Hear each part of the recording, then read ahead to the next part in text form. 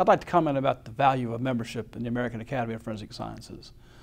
The membership to me has been invaluable, and primarily due to the fact that the networking opportunity between scientists in different disciplines.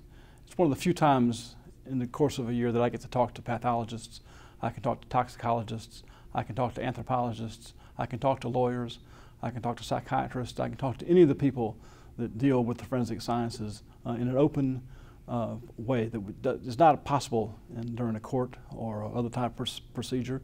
In addition, membership has the value.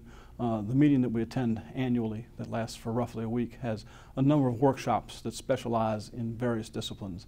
Of course, there's a business meeting that lets us get the business of the Academy done. And then finally, the meeting concludes with 3 days of scientific papers in every discipline.